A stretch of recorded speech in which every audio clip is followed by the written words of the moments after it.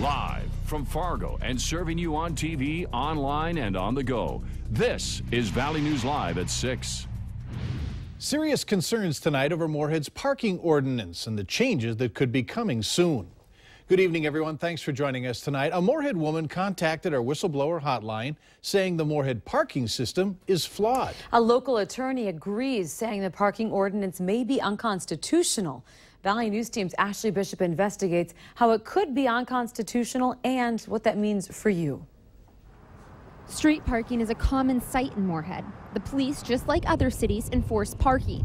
And that is all good, but Morehead's parking ticket appeals process is what may have the city in trouble. The system that Morehead had in place, or has had in place for I don't know how long, has only allowed people to appeal to the chief of police. And if the chief of police granted your appeal, that was great. But if the chief of police didn't grant your appeal, then you had to pay. Attorney William Kirshner says after some research of other states, he thinks the 14th Amendment is being broken.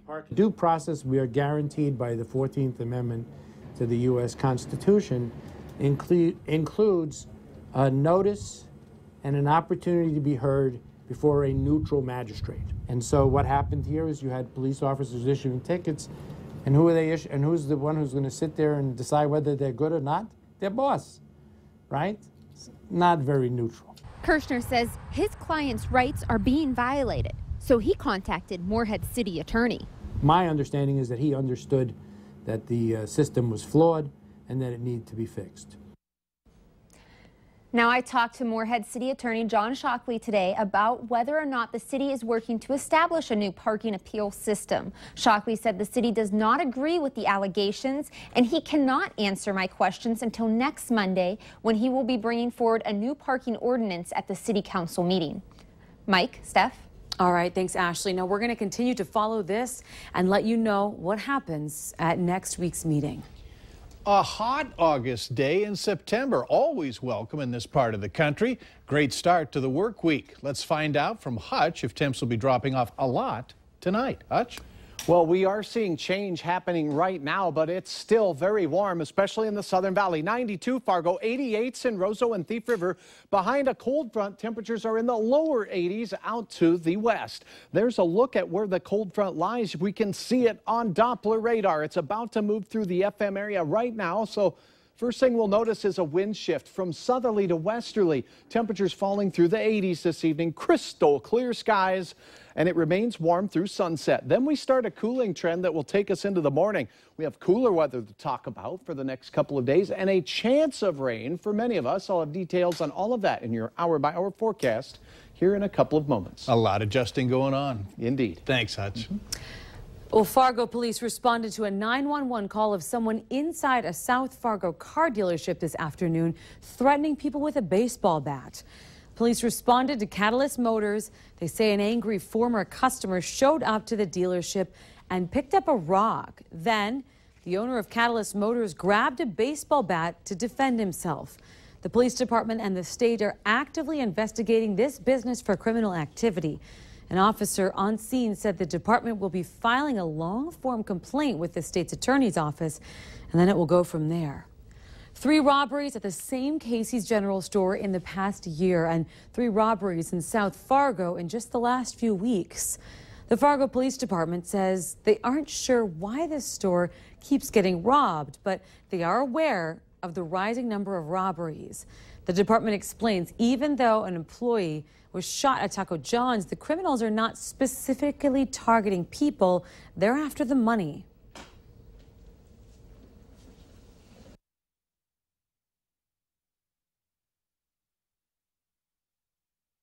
Fargo police have scheduled a community meeting at Ed Clapp Elementary to talk about crime and safety concerns in South Fargo. That meeting is taking place next Wednesday, September 30th. A manhunt of sorts is on in South Fargo after strange behavior between a man in question and some young girls over the weekend. Police say the man confronted the girls between 11 a.m. and 4 p.m. yesterday in the area of Main and 9th Avenue South between 15th and 25th Street South. He's described as white, in his 30s or 40s, bald head. He was wearing a white T-shirt, blue jeans, and sunglasses, and was riding a bike that was possibly blue, black, or purple. Now, if you have any information that could help out police, give them a call. The countdown is on for the Pope's arrival on American soil. While the city preps for the Pope, so are members of Congress. Washington correspondent Kelly Meyer caught up with a few of them before this historic visit. It's another busy week on Capitol Hill, but soon the halls will be graced by a new visitor. An opportunity to meet with him is going to be something I look forward to. For the first time in history, the Pope will address Congress. But it's not the first time Nebraska Congressman Jeff Fortenberry will be seeing him. He recently visited the Vatican with the Legislative Network for a meeting with the Pope. What a great gift to be present there, because he seemed deeply touched by the words that were conveyed to him. As the speech draws closer, some House and Senate Republicans hope his speech stays away from the politics inside the Capitol walls. Senator Rob Portman hopes it offers a renewed perspective for members on both sides of the aisle. I hope it'll be an opportunity for all of us to take a step back and reflect a little on what's ultimately important in life. How exactly Pope Francis will frame his speech is still uncertain, but these members are hopeful it will be a positive one that stays with all the members for many years to come. In Washington, I'm Kelly Meyer, Valley News Live. Now, this is Pope Francis's first trip to the United States. Our Washington Bureau is going to have complete coverage for you all week on this visit, including a live look on Thursday. A major new industry is coming to the Grand Forks region. That announcement today during the annual Unmanned Aerial Systems Summit, as well as the expo that's going on in Grand Forks. Now, part of the Grand Sky UAS complex at the airbase will become a worldwide training center for Predator drone pilots. Valley News Team's Neil Carlson shows us what's happening. So for this region, it's going to be very interesting as you have pilots coming in from England and from the Netherlands and from Italy and from other countries to be trained. Hey, ready. Good shot. Hovind says the U.S. has authorized the sale of Predator drones to allies. They're the drones used for attacks in Iraq and currently on ISIS. General Atomics will be building a 5-acre training facility at the Grand Sky complex at the airbase to train as many as 120 pilots a year. And it could be up and running by March. They've got a 10-year lease with an option for another 10 years. They're leasing 5.5 acres in the Grand Sky Technology Park, and they will construct a 16,000-foot facility and have at least 3 Predator aircraft here to use for that training academy. And it's technology that's already spurring all kinds of entrepreneurs to start creating all kinds of companies right here in Grand Forks. We're located in Grand Forks, North Dakota. So what do you do?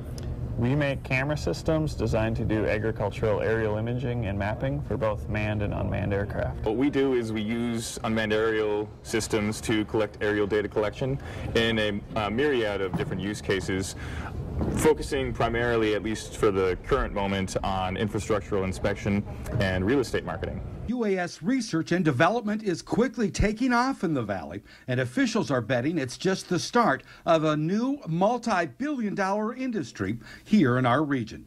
In Grand Forks, Neil Carlson, Valley News Live. Aerospace giant Northrop Grumman has also announced plans to start construction of a major UAS research and development center at the Grand Sky complex coming next month. Coming up on Valley News Live 10 at 10, laser tattoo removal. That's not new, but a new procedure at Sanford Dermatology and Laser Clinic is making the process quicker and the results better. There are some minimal side effects. You're going to see some redness, blistering, and scabbing, which is normal, but you're unlikely to scar as long as you don't pick at any of the scabs or pop any of the blisters yourself. Watch for the full story tonight on Valley News Live 10 at 10, right after the premiere of Blind Spot. Now, that's a new NBC drama getting buzz in part because of its main character, a tattoo-covered woman with amnesia who is discovered zipped up in a bag in Times Square. You can watch it on KVLY tonight at 9 o'clock, right after The Voice. The Voice kicking off all these big shows. Should be fun. TV time. Exactly. Well, later on Valley News Live at 6. Have your old child's, all their school projects been piling up? We have some organizing tips for you. Sizzling for sure across the valley, but a cold front is moving through. That means changes are on the way. Details are next.